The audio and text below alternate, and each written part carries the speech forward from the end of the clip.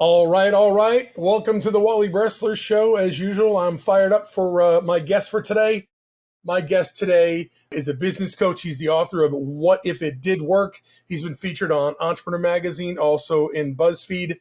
His specialty is helping people figure out how to, transition or create a new business for themselves and do it while feeling good about themselves, while feeling strong and making good money.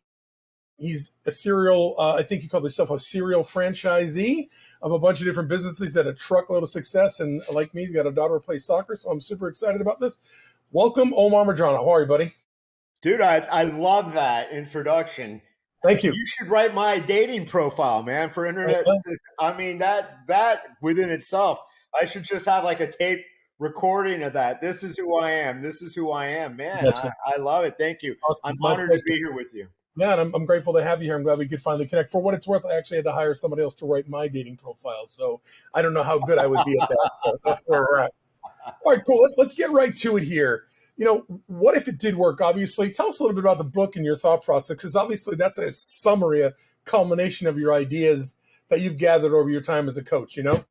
No, the whole summary of What If It Did Work, the book, that's what my whole life was about. Because I was such a negative nanny, man. I had so many limiting beliefs. They Mhm. had me in ESOL growing up. As you can tell, English for speakers of another language is not me. I was just a severe introvert. My single parent, my mom put every fear within me. My dad might want to kidnap me one day. Still haven't met the man, but literally it was that. I might be the next Adam Walsh. Don't talk to strangers. Don't talk to this. Don't talk to that. So I had every fear, every phobia. So I just one day just got sick and tired of being sick and tired, because usually that's when change happens. I was tired of being the guy that couldn't ask out a girl. I was tired for being a guy that couldn't even ask for anything because, oh my gosh. And that's what a lot of people do. They love to settle. We're not settlers. If that was the case, we'd move out west and settle. Right on, right on. So, it's interesting because, I help people overcome sales call reluctance, and that is a direct result of pain that they experienced as a child. And unfortunately, a lot of folks don't know that that's where it comes from. But, I myself, I had to hit rock bottom. I let, 49 years of my life go by to the point where I literally wanted to put a gun in my mouth. But it doesn't seem like you hit rock bottom, though, in your situation. It looks like you got leverage yourself. So how did you tap into that pain, that leverage in order to make the change you needed without literally getting to the point where you were ready to give up? Brother, all of us have hit rock bottom. Okay. Life Okay. isn't always a success, man. I've Well, been through so many valleys.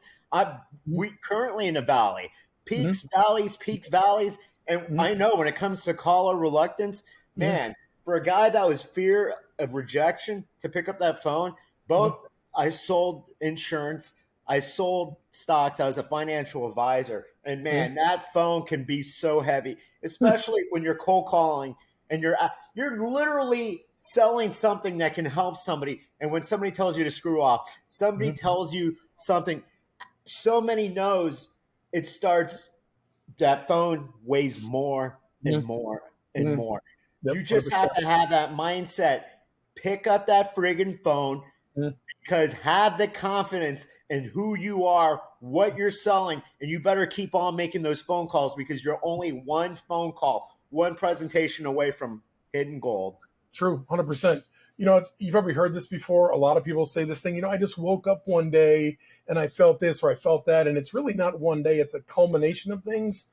What was obviously you had your childhood, but what was the progression to the point where you were like, you know what, I'm sick and tired of sick and tired? Do you remember the day? Do you remember the week? Do you remember the Oh, for experience? sure. For sure. What did that look like? I want folks to hear that. I've hit rock bottom so many times, but the first time that I realized this isn't working, I grew up in Miami, a place where people go on vacation. I'm like, Miami sucks. I need to leave here. Women won't go out with me. I'm not cool. So I went away for school. LSU, Louisiana State University. Why? Because I picked up a book and it was the number one party school. And I went there, but my problems followed. I still could not talk. What was I going to do? I could move to Maui. I could move to, La Jolla, and I would still be that introvert. I would still be that scary guy. What happened was I wouldn't talk. I joined a fraternity. They're like, this guy won't speak. So they forced me to speak. They forced me to ask Wow. out women. They forced me to ask out for chicks. And yes, they were hazing me, but they did me a favor because no is just that. The mindset you have to have is screw you. There's a million other people I could call, another million people I need to meet. Right. Tell us a little bit about, so obviously that sent you in a direction that turned you into a very successful entrepreneur, right? And I think the word you used was serial franchisee. Tell me about how that happened. I mean, obviously you decided to open up and take some chances, but how'd you get into that? The franchisee business was because I didn't have enough faith in myself. My ex-wife, we were both salespeople. She was a pharmaceutical rep. I was a financial advisor. Ultimately, we have all the tools for success. Ultimately, we don't need franchises. We pretend we need the hand holding. Oh, we need the blueprint. We need to pay you 10%. We need to have the floaties on. No. And the worst part about a franchise is when you're successful, they want you to know if it wasn't for us, you'd be under a bridge BJing people. Thank you. Thank you. It's all us. Any other business, you suck. We're amazing. And if you're below, if you're in the red, it's not their fault. It's not their horrible location. They help pick you out. It's like, well, excuse me, why is your sales lacking? I don't know, because you didn't properly train us. Maybe give us some help. No, it's when franchising is usually only a one-way street, and for people that don't believe they have what it takes. Mm-hmm. Gotcha. So, one of the things, I found out when I was doing some research on you is that you talk about helping people create a new business, really improve their bottom line at the same time, but also doing it while they're happy. How do you do that? Right? Because, starting a new business, I mean, I'm self-employed, you're self-employed. I mean, the day-to-day grind of being self-employed is a beatdown. You know what I'm saying? Dude, how do you know what the beatdown is? The beatdown is everybody needs to realize we're all commission. We are all in sales. Every day you start out at zero. And if you lie to yourself, oh, I'm horrible at sales. You lied to someone to get a date. You lied to someone to marry you. You lied to someone that you sold yourself to hire you to barely put 40 hours a week while you internet stalk, you social media stalk your exes on company time.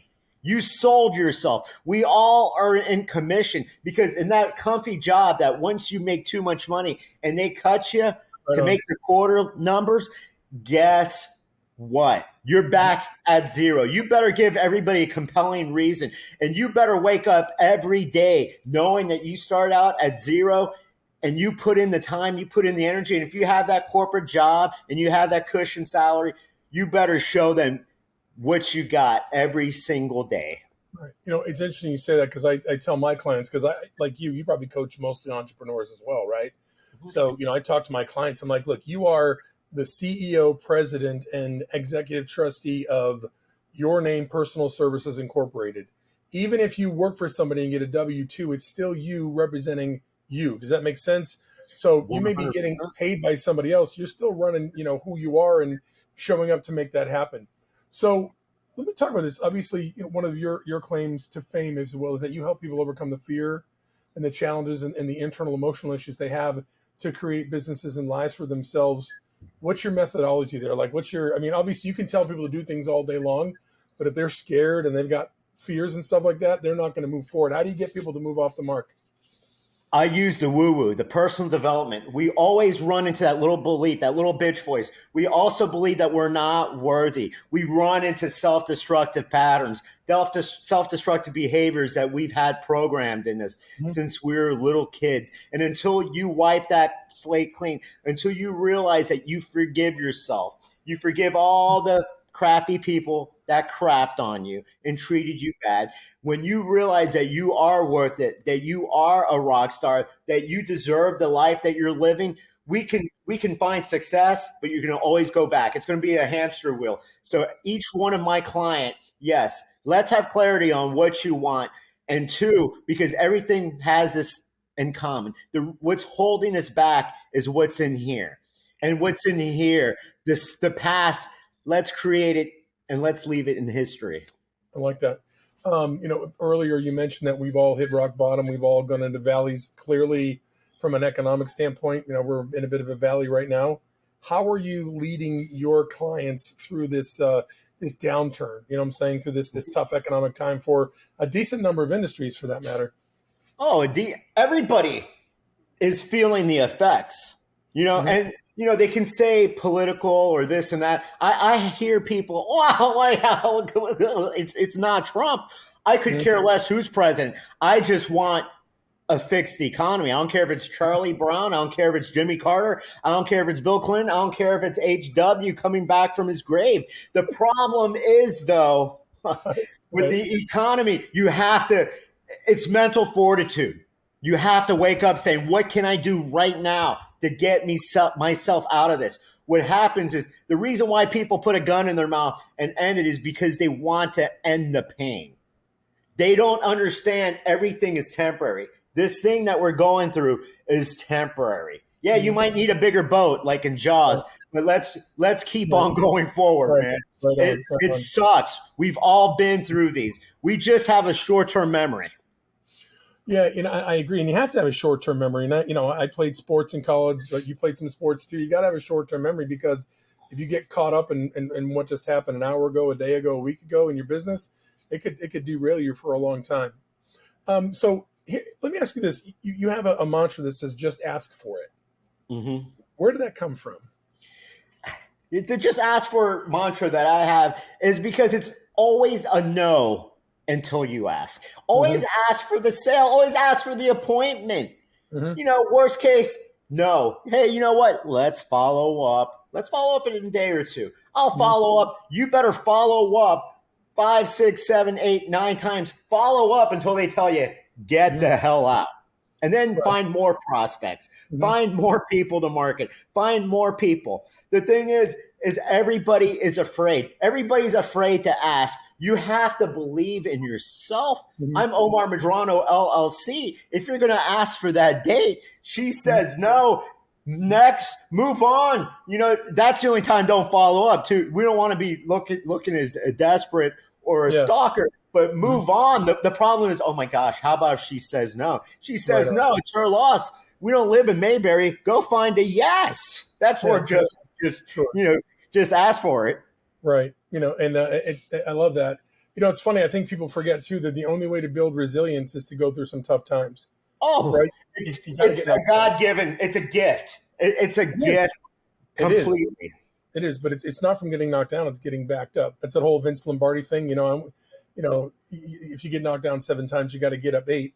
So you had talked about personal development being a key ingredient and what you work with your folks on to kind of get them through these tough times. What does personal development mean to you, and what do you really recommend to your clients? Because I think a lot of folks think of personal development, they think of T.D. Jakes or Brian Tracy or Firewalking. Yeah, Firewalker. So what do you prescribe to your clients for personal development? I'm interested in that. My take on personal development is there's 2 types of people. Those that have anger, resentment, they're the Karens of the world. They're like, dated plenty of them. Or the Kevins. Yeah, the Kevins. Kevins are, let it all go, man. I've been an adult. I'm 49. I'll be 50 in July. I can't be blaming mommy, daddy leaving me. We need to get past that. We don't have a DeLorean. We don't have a flux capacitor. I don't know Doc Brown. You don't know Doc Brown. People live in their past, man. The only time you should ever use these stories is to motivate and inspire and say, hey, man, I was in the shitter and I got up. I dusted myself off. Not this, oh, my God, here's the violin. They want to sound like friggin' Nancy Kerrigan. Why me? Why me? Why you? Because life ain't fair. And, it's interesting. I had a buddy called the me mud. Like, don't get stuck in the me mud. Why me? Why me? I forget who it was, but somebody said, why not me? I'm saying, why not exactly. me? Why not? People think, they have this is the best. They have their vision board and they're like, oh, I have clarity and, I'm a good guy. So bad things shouldn't happen to good people. That's the biggest bull crap. Life happens to everybody. Right like, on. where we get knocked down, nobody is ever up. I remember Donald Trump once said, you know who your true friends are when you're Mm-hmm. down. And that's a true statement. Mm-hmm. There are peaks and valleys. And when you're in the valley, the reason why people stay in the valley for so long is because they choose it. They live in it. They want people to know. They want it to be their story. Get Right. up. Don't wait for somebody to save you. Nobody's going to save your ass. Mm-hmm. Get up, show your family, show your kids that, yeah, life ain't fair. But Mm-hmm. there's one thing you can choose. You can choose today will be way better than yesterday. Yesterday might have sucked, but today is a brand new day. I love it. Every coach has a different methodology. You know what I'm saying? Like, I mean, we're all coaches. I'm a coach, you're a coach. What's your methodology from getting people from where they are to where they're wanting to be? And especially as it relates to helping people either become franchisees or start a new business. I think that'd be helpful for people, especially in a market like this. And quite honestly, some of the most successful businesses on the face of the planet were started during the Great Depression. You know what I'm saying? Worst time. Of So course. talk to me about what you're doing with your clients right now, the people that are reaching out to you to get them to get going, keep going, and be successful right now. What I tell my clients is we have to tighten up our belts. The disposable income isn't there. Whatever you're selling, you're going to have to present yourself more. You're going to have to market yourself more. Yes, you might have to go do business to business. Mm-hmm. You might have to start cold calling again. You know what? Be thankful because you're getting out of comfort.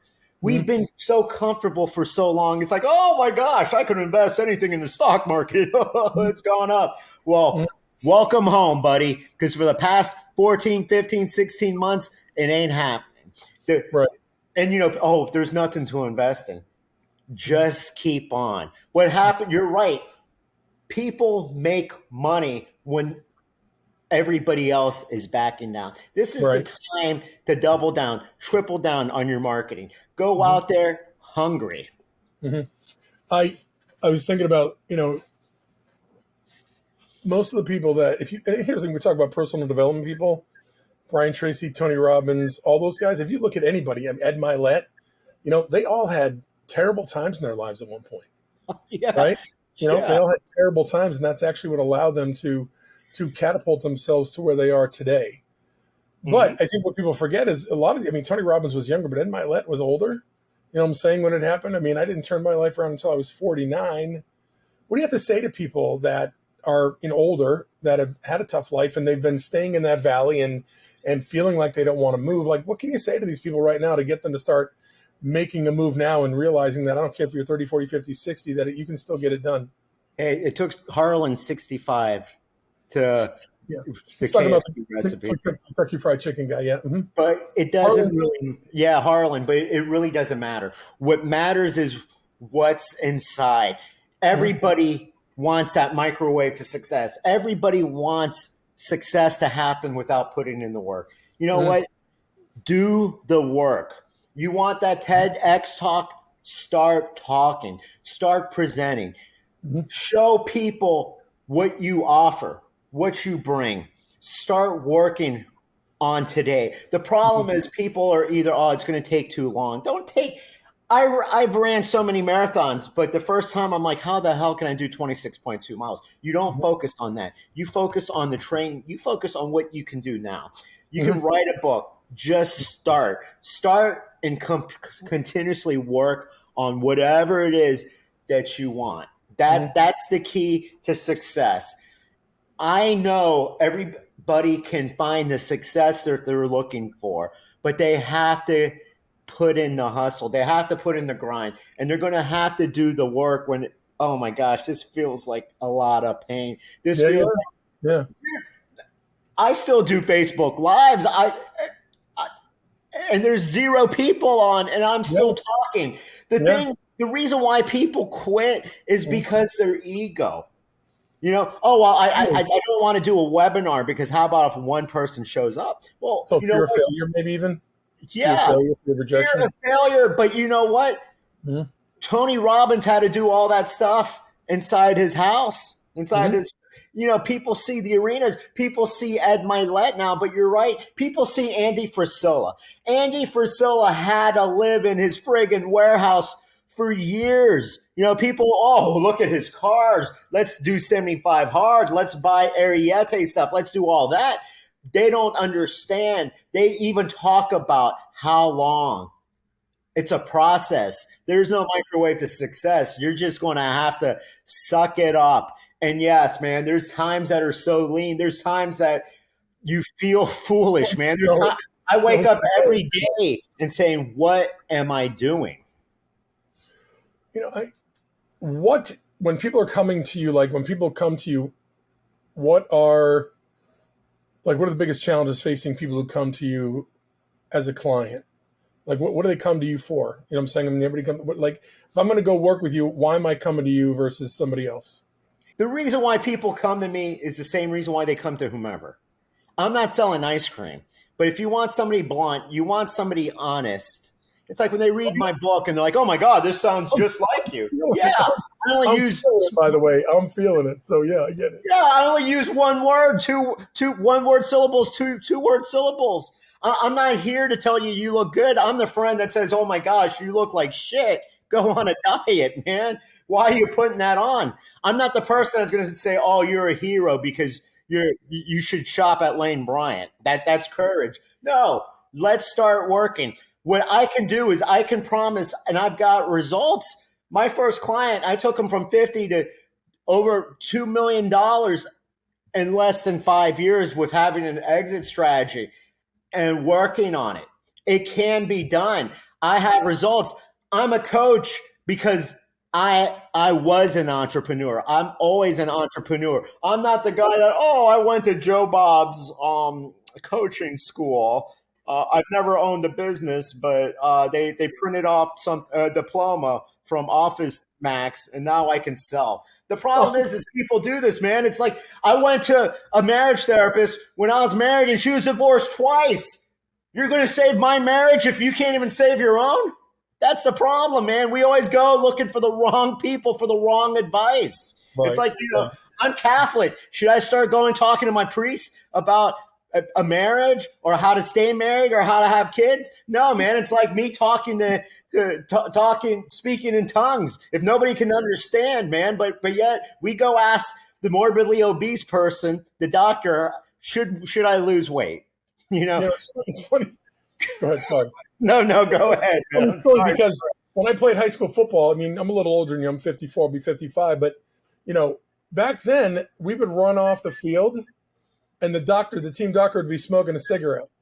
And I'm running out of times that I counted where I ran off the field and took in a huge breath of smoke as I was dying. It's just so funny that you think about these things, the doctors that smoke. If you ever saw the movie, what was the TV show? Mad Men. Mad Men, yeah. Everybody smoked on that show. I was like, what?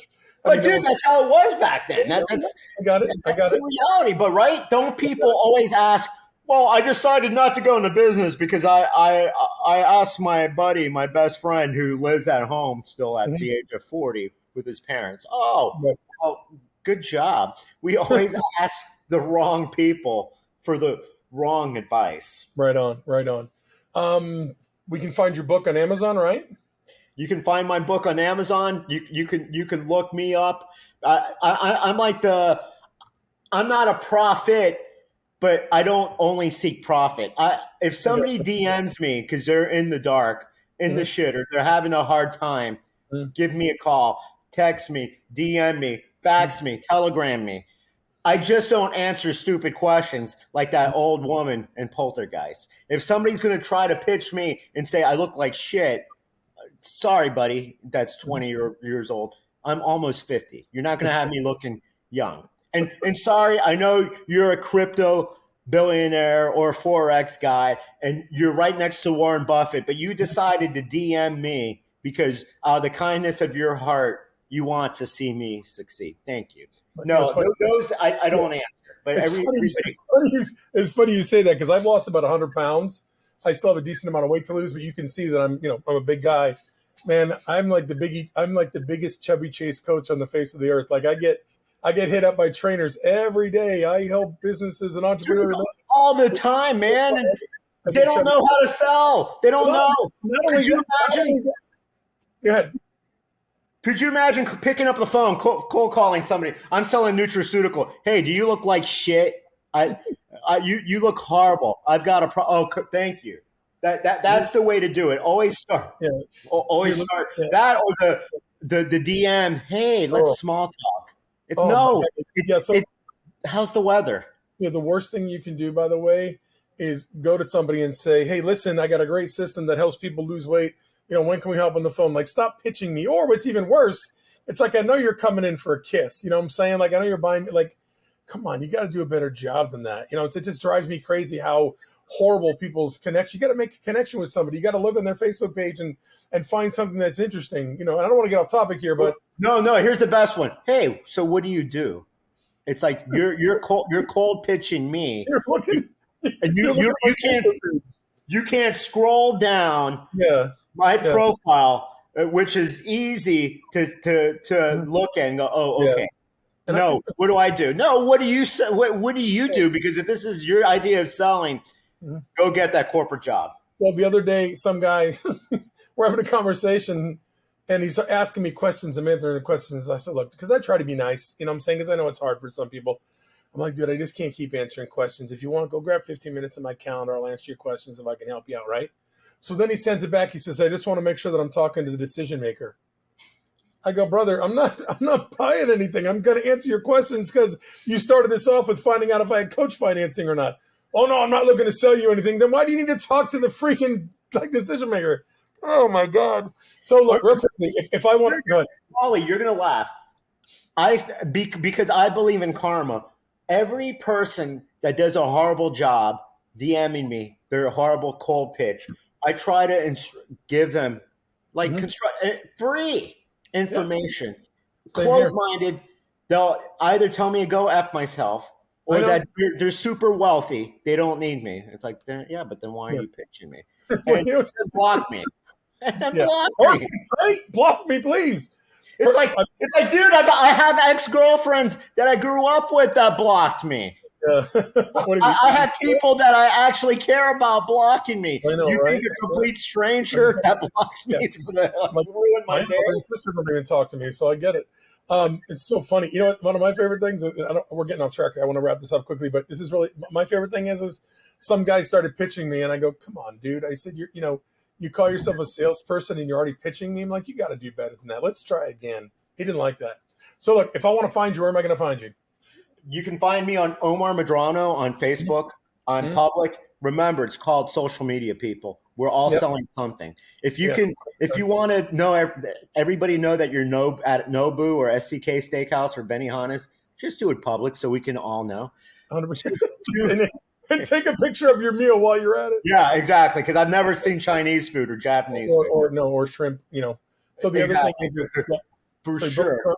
Your book is on Amazon. We can go find on it on Amazon. It's What If It Did Work or Vacation CEO. Also, though, What If It Did Work on Facebook, free. It's free. I never pitch anybody. Yep. There's free material on how to market, how to sell, how to present, how to do cold calls, how to do everything, how to get that date, how to lose weight, and other people post and all that. Join. Be a part of it. Instagram, Omar Medrano 73. There's two, though. The one with less amount of followers is some guy that copied me. How do you know it's not me? One, I'll never pitch Forex. And two, what? Why pitch Forex? And two, listen to this. The guy's so lazy, he only uses pics of one kid. And I'm like, and anybody I know, I've got two daughters. I post pictures of both of them, dude. At least – copy some better pics, man. But that Omar Medrano 73 Instagram, I'm free. DM me if you have any questions. I'll answer them. Just don't tell me I look like shit because I'm almost 50. I'm not supposed to look like I'm 20. You're definitely El Guapo. There's no question about it. So real quickly, you're going to offer 10 to 15 minute free consultation or call with somebody to get on the phone with you. How do they set that up? That's your gift today. How do you set that up? If I haven't sent you the Calendly link, I'll send it to your staff. They Okay. can do it. I'm available. Okay, cool. It's free. I'm not selling timeshare. I'm not going to give you emotional selling. I'm not going to give you 2 weeks in Hawaii I got for you. 7 nights or anything. I'm not giving you a toaster. I'm just Yeah. giving you a phone call. If you want to go ahead afterwards, you can become a client. If not, it's free. I'm not going to hustle you. I'm not going to hassle you. There's plenty of other people to follow up on. So you're This not is going to sell them. You're not going to sell them a cruise voucher for $149, so they can well, it schedule depends on. schedule cruise I'll, anywhere in the world that they can never find. yeah, with blackout dates, 52-week blackout dates. Cool, dude. You have me rolling today. So real quickly, the goal of my podcast is to educate and inspire people. Can you give us one specific story of your life where you overcame a huge challenge that really helped you become the person you are today? I'll give you two because one's real quick. Okay. A very enlightening, a very amazing man named Mr. Morris, who was my assistant principal in junior high. He Yeah. told me it'd be a cold day in hell the day I graduated college. Inspiring words. Uh, Many years later in Louisiana, in Baton Rouge, hadn't snowed in 30 something years, and it snowed on my commencement. The man was right. Mhm. Sometimes people are correct. It did snow in hell. And number two is, and this was profound. This is the first time I'll ever tell anybody. I was at a personal development seminar. I was closed off, and the woman, she said, you can be an asshole, or you can be a very nice guy. Choose what you want to be. Be that, and you'll find the right amount of people. But if you just keep on playing vanilla, if you're in the middle, you're not going to be loved or liked by anybody because that's boring. That's vanilla. And it is a choice without question. Mhm. Awesome. Any parting words before we let everybody go here? Wake up Mhm. happy. Yep. Wake up blessed. Wake up grateful. You know what? There's billions upon billions of people dead. Just drive through any cemetery and they wish that they had an opportunity of being in the Mhm. valley, of I love being it. in a dark place. You have the gift. You have the gift of sound mind, well most of us sound mind, health. You choose your life. You Mhm. choose your happiness. You choose your day. Make it a wise choice. Make it a wise decision. So it's better to be alive in the valley than dead at the mountaintop, is what you're saying. Amen, brother. All right, cool. Anyway, that guy right there is the vacation CEO, Omar Medrano. My name is Wally Bressler. Be kind to yourself.